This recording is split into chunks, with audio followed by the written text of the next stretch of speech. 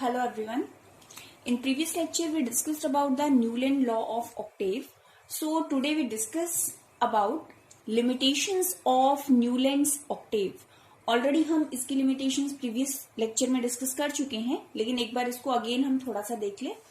The first limitation जो उनकी थी, this law applicable only up to calcium. After calcium, every eighth element did not possess properties similar to that of the first.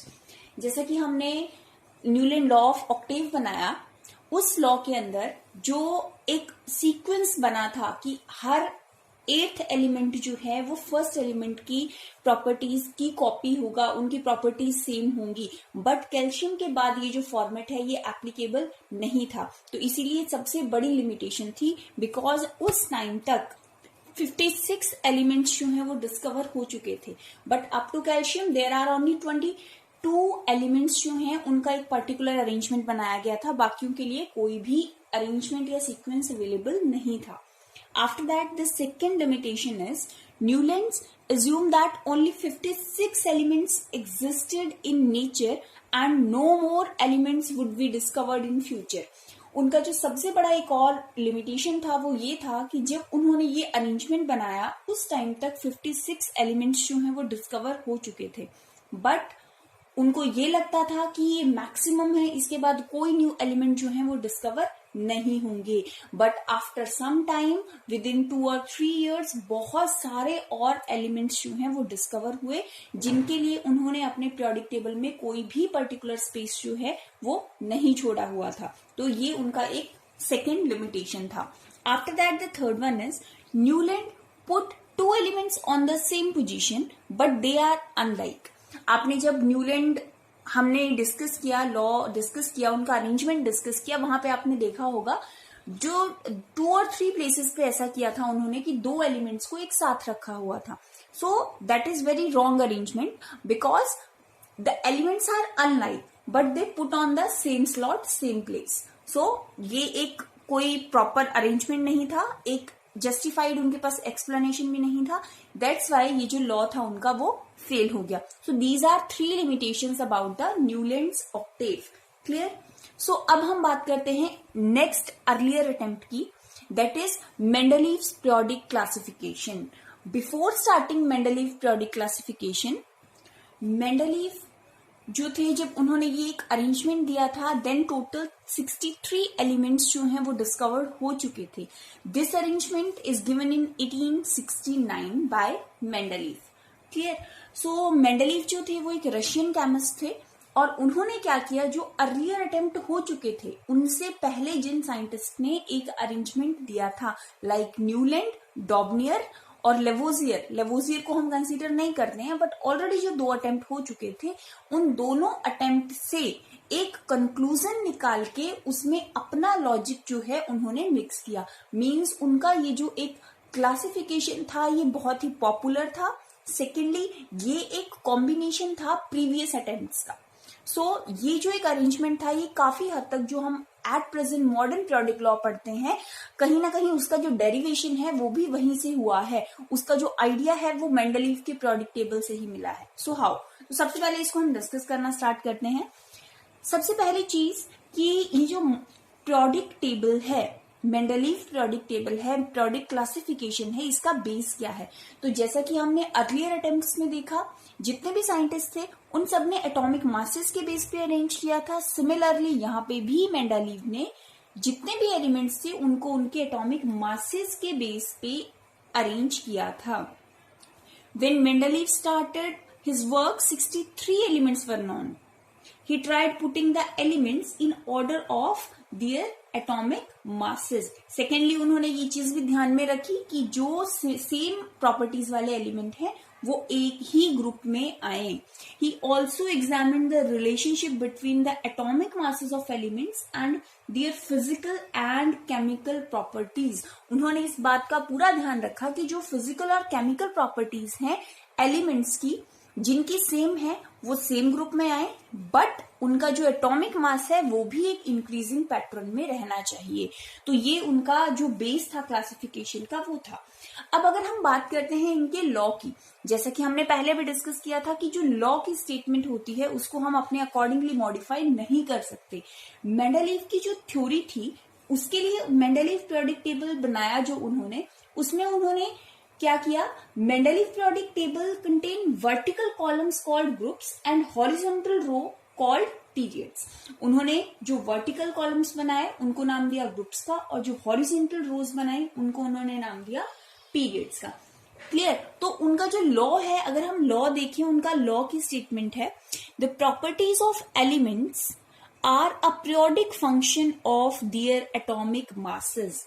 जितने भी elements हैं उनकी जो properties हैं वो एक पीरियोडिक फंक्शन है, मतलब एक पर्टिकुलर इंटरवल के बाद खुद को रिपीट करती हैं, और ये किसके बेसिस पे है, उनके एटॉमिक मासेस के बेसिस पे। So in other words we can say that if the elements are arranged in order of their increasing atomic masses, then those with similar properties are repeated at regular interval. Clear? तो ये हमारा जो Mendeleev का product law है वो उसका statement है। अब अगर हम बात करते हैं मेंडलीव पीरियोडिक क्लासिफिकेशन की, this is your Mendeleev periodic table. ये आपके पास एक मेंडलीव पीरियोडिक टेबल है। मेंडलीव ने, जैसे कि हमने डिस्कस किया, उन्होंने वर्टिकल कॉलम्स लिए जिनको उन्होंने नाम दिया groups. These are your vertical columns, और इनको नाम दिया उन्होंने ग्रुप्स का। कितने ग्रुप्स बना दिए उन्होंने? 8 ग्रुप्स बना दिए।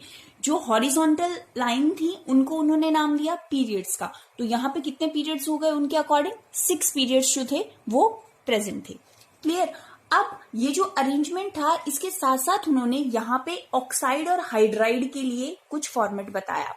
दैट मीन्स R रिप्रेजेंट करेगा किसी भी एलिमेंट को, O ऑक्सीजन है और H हाइड्रोजन है। उन्होंने साथ में सिमिलरली फॉर्मूलाज भी बता दिए हमें।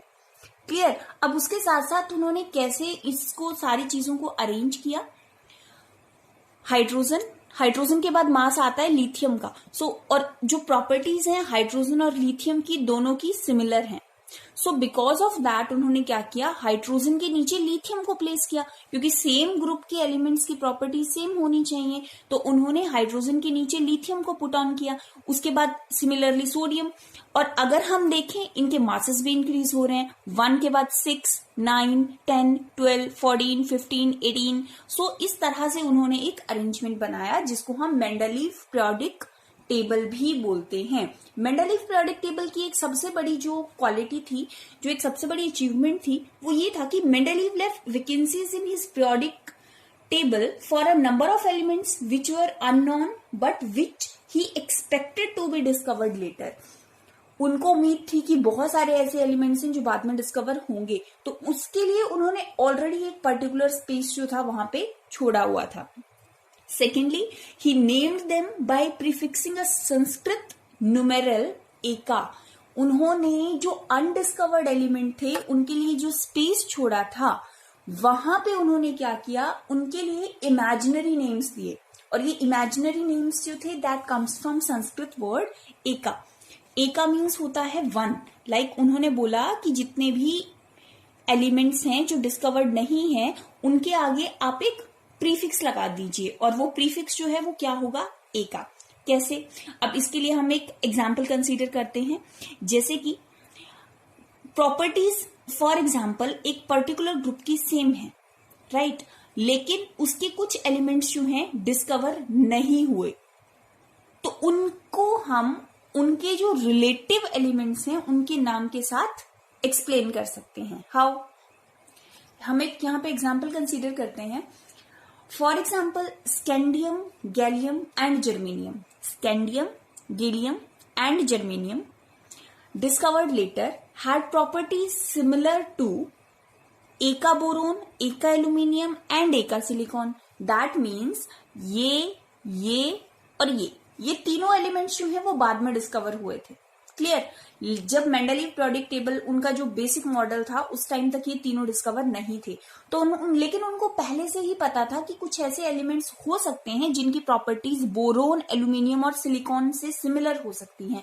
तो उन्होंने क्या किया, स्कैंडियम के लिए ऑलरेडी नाम सोच के रखा हुआ था, ऑलरेडी उसका नाम रख दिया था उन्होंने, दैट इज एका बोरोन, कि उसकी प्रॉपर्टीज बोरोन के साथ सिमिलर होंगी। इसी तरह से गैलियम के लिए क्या किया था उन्होंने, एका एल्यूमिनियम, यहां पे उन्होंने ऑलरेडी नाम प्रिडिक्ट कर दिया था, और वो बाद में जब डिस्कवर हुए तो उनकी प्रॉपर्टीज जो थी वो एज इट इज थी, जैसा कि उन्होंने सोचा हुआ था। तो ये एक बहुत बड़ा अचीवमेंट था उनके पीरियोडिक टेबल के लिए। सो ये है हमारे पास Mendeleev periodic law and Mendeleev periodic table. अब हम डिस्कस करते हैं कि उनकी अचीवमेंट्स क्या क्या थी, उनके ऐसे कौन कौन से पॉइंट्स थे जिनको हम मेनली हाईलाइट कर सकते हैं, जिनको हम बहुत बड़ी अचीवमेंट मानते हैं। So let's start. The number 1, this law predicted the existence of some elements that had not been discovered at that time. Already हमने अभी डिस्कस किया, उन्होंने ऐसे एलिमेंट्स को ऑलरेडी प्रिडिक्ट कर लिया था जो अब तक डिस्कवर नहीं हुए थे। उनका प्लेस, उनकी पोजीशन उन्होंने पहले ही वहां पे स्पेसिफिकली बना के छोड़ दी थी कि यहाँ पे न्यू एलिमेंट्स जो हैं वो आएंगे और उनकी प्रॉपर्टीज कुछ इस तरह की होंगी, right. After that the second one, Mendeleev's periodic table could predict the properties of several elements on the basis of their position in periodic table. Same उन्होंने क्या किया, मेंडलीव ने जो प्रॉपर्टीज थी वो ऑलरेडी प्रिडिक्ट कर दी थी कि इस ग्रुप के अंदर ये एलिमेंट्स आएंगे, दैट मीन्स उनकी प्रॉपर्टीज इस तरह की होंगी, क्योंकि सेम ग्रुप में जो उन्होंने एलिमेंट्स प्लेस किए थे उनकी फिजिकल और केमिकल प्रॉपर्टीज काफी हद तक सिमिलर थी। तो on the basis of groups वो पहले से ही ये प्रिडिक्ट कर सकते थे कि यहाँ पे जो एलिमेंट्स आएंगे उनकी प्रॉपर्टीज क्या होंगी, clear. After that third one, this table could accommodate noble gases when they were discovered. Basically जब ये टेबल अरेंजमेंट बनाया गया था उस टाइम तक नोबल गैसेस डिस्कवर्ड नहीं थी।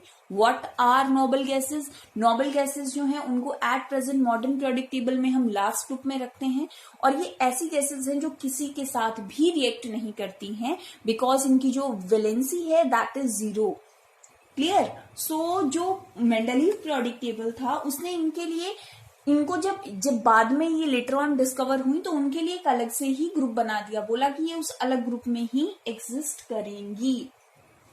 When a whole new group of elements called noble gases were discovered, it got a place in the periodic table in the form of a separate group. It did not disturb the original arrangement of Mendeleev's periodic table. मतलब उन्होंने क्या किया कि जो new gases discovered हुई उनको एक अलग ग्रुप में डाल दिया, जिससे कि बाकी जो हमारा पीरियोडिक टेबल है वो डिस्टर्ब ना हो। The noble gases are placed in separate group because they are chemically unreactive. In fact, the noble gases were discovered very late because they are very unreactive and present in extremely low concentration in the atmosphere.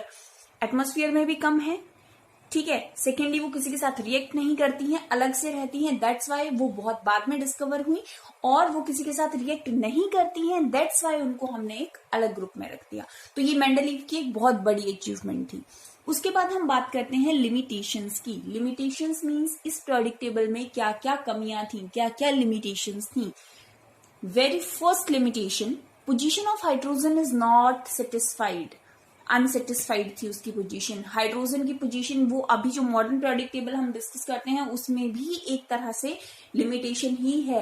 Hydrogen की position अब तक भी explain नहीं हो पाई है कि exactly उसको हम कहाँ प्लेस करें, बिकॉज हाइड्रोजन का एक ऐसा नेचर होता है, यूनिक नेचर शो करता है वो, दैट्स वाई ये हम मेंडलीव की एक लिमिटेशन मानते हैं कि उन्होंने इसकी जो हाइड्रोजन है उसकी पोजीशन को एक्सप्लेन नहीं किया। Secondly, the position of isotopes could not be explained. जो मेंडलीव थे उन्होंने आइसोटोप्स जो डिस्कवर्ड हुए उनकी पोजीशन को एक्सप्लेन नहीं किया। वो ये नहीं बता पाए कि आइसोटोप्स जो हैं उनको कहाँ पे रखें, बिकॉज आइसोटोप्स का एटॉमिक नंबर तो सेम है बट मास डिफरेंट है, लेकिन उनका अरेंजमेंट जो है that is on the basis of mass. तो अगर उनके लॉ के अकॉर्डिंग देखें तो जो अरेंजमेंट है उसमें अलग होना चाहिए, लेकिन उसकी प्रॉपर्टीज सिमिलर हैं तो उसको हम अलग सेपरेट आउट नहीं कर सकते। दैट्स वाई इस रीजन को वो एक्सप्लेन नहीं कर पाए कि आइसोटोप्स की पोजीशन एग्जैक्टली क्या होनी चाहिए।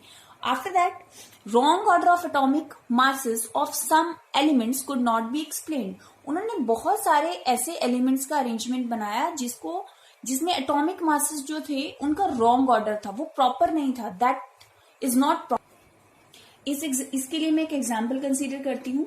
For example, when put the correct group on the basis of their chemical properties, the element cobalt having higher atomic mass is 58.9 comes first and nickel having lower atomic mass 58.7 comes later. So ये एक सबसे बड़ा problem था। जैसे कि हम यहाँ पे देख लें, कोबाल्ट है, कोबाल्ट का मास है 58.93 और निकल का है 58.71। बट अगर उन्होंने एटॉमिक मास के बेसिस पर अरेंज किया है तो निकल पहले होना चाहिए, कोबाल्ट बाद में आना चाहिए, लेकिन ये वाला जो अरेंजमेंट है उसको वो एक्सप्लेन नहीं कर पाए। दैट्स वाई ये उनकी सबसे बड़ी लिमिटेशन थी। After that, number 4, similar elements separated in periodic table. कुछ ऐसे एलिमेंट्स थे जिनकी प्रॉपर्टीज काफी हद तक सेम थी, लेकिन उनको मासेस के बेसिस के में अरेंज करने की वजह से उनको अलग रखा गया। उसके बाद dissimilar elements place together, dissimilar elements से बहुत सारे, उनको एक साथ रखा गया। After that, position of 8th group elements is not justified. जो 8th ग्रुप के एलिमेंट्स थे उनकी पोजीशन को जस्टिफाइड नहीं किया गया था। After that, the last one is cause of periodicity could not justify. जो periodicity का कॉज है, क्यों periodicity हो रही है, वाई एलिमेंट्स रिपीटिंग दियर प्रॉपर्टीज, उसको भी वो एक्सप्लेन नहीं कर पाए। तो ये उनकी कुछ लिमिटेशंस थी। 4th, 5th, 6th, ये तीनों लिमिटेशंस जो हैं वो एक बार एक्सप्लेन करके हम नेक्स्ट लेक्चर में भी इसको एक बार डिस्कस करेंगे with the help of Mendeleev periodic table. Thank you.